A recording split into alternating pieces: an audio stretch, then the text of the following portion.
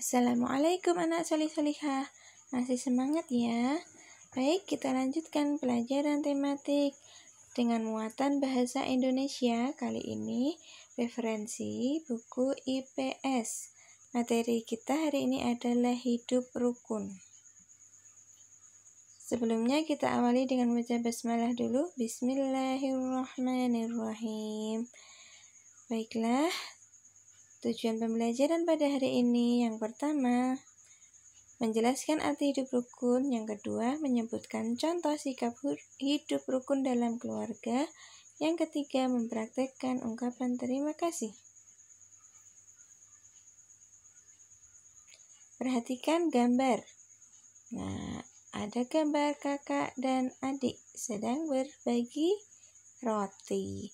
Rana dan adiknya selalu rukun. Mereka saling menyayangi.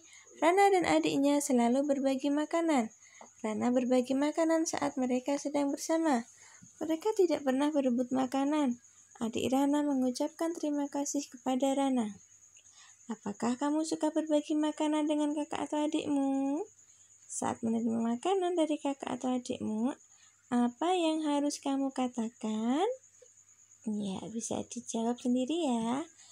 Baik, kita lanjutkan. Perhatikan gambar di bawah ini. Gambar apa ya? Ya, benar, gambar sebuah keluarga. Keluarga Mita hidup rukun. Rukun artinya tidak bertengkar.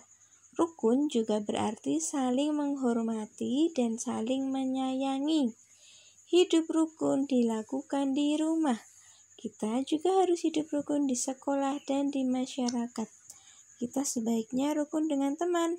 Kita akan memiliki banyak teman. Kita juga sebaiknya rukun dengan tetangga. Jika kita kesusahan, tetangga mau membantu. Yang kita pelajari hari ini, yang pertama adalah hidup rukun dalam keluarga. Dalam keluarga ada banyak perbedaan. Ada perbedaan jenis kelamin, kegemaran, usia, dan pendapat. Kita sebaiknya menghormati perbedaan dalam keluarga. Kita tidak boleh bertengkar karena perbedaan tersebut. Kita harus hidup rukun dengan keluarga. Contohnya bisa dilihat di gambar ya. Ibu menanyakan kepada kakak sama adik, kalian mau ibu masak apa? Adiknya minta telur dadar, kakaknya ayam goreng. Berarti ada perbedaan. Nah, meskipun mereka berbeda dalam kesukaan makanan, mereka tidak boleh bertengkar. Mereka tetap rukun. Begitu ya contohnya. Yang berikutnya adalah contoh hidup rukun dalam keluarga. Itu bisa dilakukan. Yang pertama, hidup rukun dengan ibu. Apa yang bisa kita lakukan? Yaitu dengan cara membantu ibu. Nah, silakan nanti bisa dibaca bacaannya ya. Ada di buku ESPS IPS. Ini contohnya ketika hujan tiba, teras terkena air hujan. Bayu ingin bermain tapi dilarang sama ibu karena habis hujan lantainya licin. Ibunya mau membersihkan dulu. Nah, sebagai anak yang baik maka Bayu akan membantu. Kalau sudah bersih, airnya sudah dibersihkan, Bayu bisa bermain. Contoh yang kedua, hidup rukun bisa dilakukan dengan ayah. Rumput di halaman mulai tinggi. Ayah mengajak Bayu membersihkan rumput. Ayah minta Bayu memasukkan rumput ke dalam karung. Bayu ingin membantu memotong rumput. Ayah melarang Bayu. Ayah menasihati Bayu bahwa gunting rumput tajam. Bayu mendengarkan nasihat ayah. Bayu mengerti alasan ia belum boleh memotong rumput. Bayu menuruti nasihat ayah. Bayu lalu memasukkan rumput ke dalam karung. Jadi, hidup rukun dengan ayah bisa dilakukan dengan menuruti nasihat ayah. Niat Bayu baik ya, ingin membantu, tapi ternyata tidak diizinkan karena berbahaya. Menggunakan gunting untuk memotong rumput masih berbahaya untuk anak-anak, makanya tidak diizinkan. Berikutnya, hidup rukun dalam keluarga bisa dilakukan dengan kakak.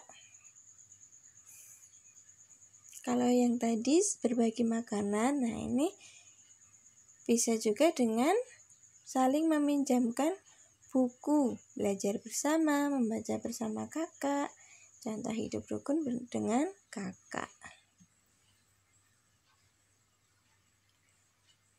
Hidup rukun yang kedua yaitu hidup rukun dengan kerabat. Kerabat itu adalah saudara yang dekat dengan kita. Yang pertama, hidup rukun dengan sepupu.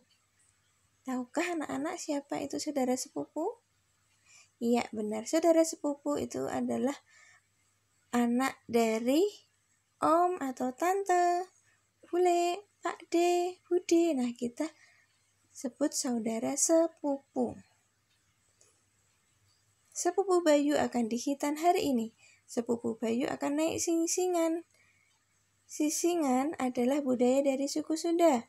Ayah Bayu berasal dari suku Sunda. Ibu Bayu tidak berasal dari suku Sunda. Ayah mengajak ibu dan Bayu untuk ikut arak-arakan. Ibu dan Bayu ikut arak-arakan dengan gembira. Bayu diajak sepupunya naik sisingan. Bayu menerima ajakan sepupunya. Bayu dan sepupunya hidup rukun.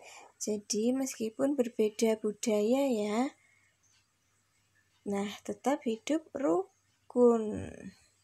Asik sekali. Yang kedua, hidup rukun dengan kerabat bisa dilakukan dengan kakek dan nenek. Siapa kakek nenek? Ya, kakek nenek adalah orang tua dari ayah atau ibu kita. Kakek dan nenek Mita tinggal di desa. Setiap libur sekolah, Mita dan Dito mengunjungi kakek dan nenek. Kakek dan nenek sangat senang dikunjungi Mita dan Dito. Kakek dan nenek Mita adalah perajin tembikar. Kakek mengajari Mita dan Dito cara membuat tembikar. Mito dan Dito belajar dengan semangat. Kakek dan nenek senang mengajari Mito dan Dito. Mereka membuat tembikar bersama-sama. Mito dan Dito hidup rukun dengan kakek dan nenek. Kalau liburan, kalian pasti suka ya berkunjung ke rumah kakek nenek. Nah, itu contoh hidup rukun dengan kakek nenek. Seperti itu. Baik. Nah, salah satu cara yang bisa dilakukan dalam menerapkan hidup rukun adalah dengan mengucapkan terima kasih. Ungkapan terima kasih bisa diucapkan saat yang pertama, menerima sesuatu dari orang lain. Yang kedua, mendapat pujian dari orang lain. Dan yang ketiga, mendapat pertolongan dari orang lain. Ya, dari ketiga hal tersebut, maka kita harus mengucapkan terima kasih. Coba sekarang dibuka buku ESPS Bahasa Indonesia halaman 31. Itu ada kuis ya. Isilah titik-titik pada gambar dengan kalimat yang sesuai. Dilihat gambarnya. Kemudian kalian lengkapi dengan ungkapan terima kasih. Silahkan dikerjakan. Tidak perlu dikirimkan ke ustazah. Nah, sekarang tugas anak-anak ini. Tugasnya adalah anak-anak sampaikan ucapan terima kasih kepada ayah atau bunda dengan tulus. Cukup disampaikan saja kepada ayah atau bunda, tidak perlu dikirimkan ke ustazah. Dan setiap saatnya mengucapkan terima kasih. Sekian dari ustazah untuk pembelajaran hari ini. Ustazah akhiri. Assalamualaikum warahmatullahi wabarakatuh.